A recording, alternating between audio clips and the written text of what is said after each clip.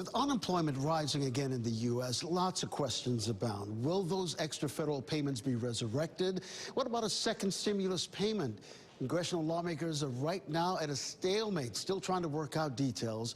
Well, joining us now to help us out and help us adjust our finances during these times of uncertainty is Scott Braddock. He owns Scott Braddock Financial in Raleigh. Scott, good morning. Good morning. Listen, first off, what's your sense of what's happening on Capitol Hill in regards to this second stimulus plan? Well, look, what we've seen is a lot of intense negotiations on Capitol Hill with very little progress, as Democrats and Republicans seem to be posturing back and forth as they try to broker the next stimulus package.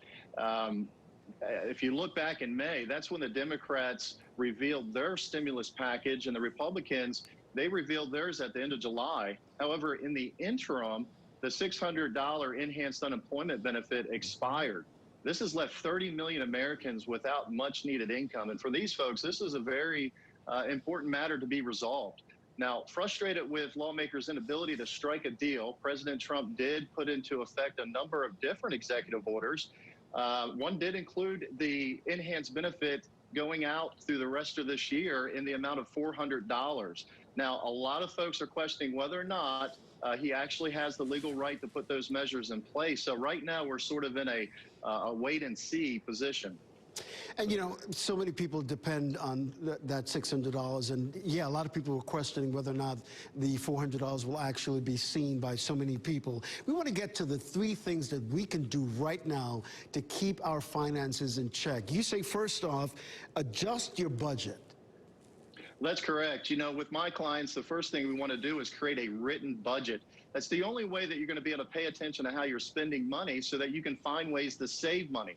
And if you can cut out $20 and then contribute that to paying down debt or contribute that to even savings, long term, which is what we should be looking at is long term, that's going to have a huge impact on your retirement.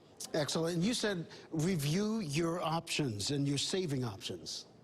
Well, during this time, there's a lot of folks that have been laid off, a lot of folks struggling financially during these challenging times, and they're looking at those savings accounts as a way to offset some of that concern. Now, we want to recommend that folks have 3 to 6 months of emergency expenses saved and in an account for these unexpected times.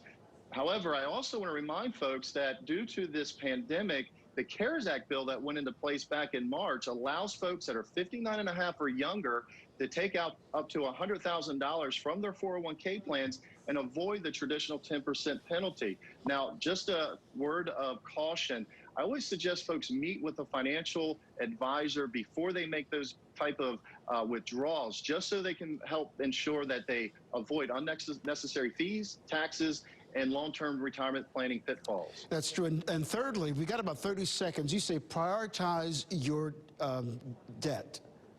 Right. So I recently had a client come in. Consumer debt is at an all-time high. They were trying to pay down their high interest rate debts. I introduced the avalanche method. This works really well. Prioritize your debt in order of highest interest rate to lowest. Focus on the highest one first while making minimum payments on the remainders. Once that first one is paid off, go to the second one. The avalanche method will help you to build momentum really fast. Boy, some really good advice this morning. Scott, we appreciate you.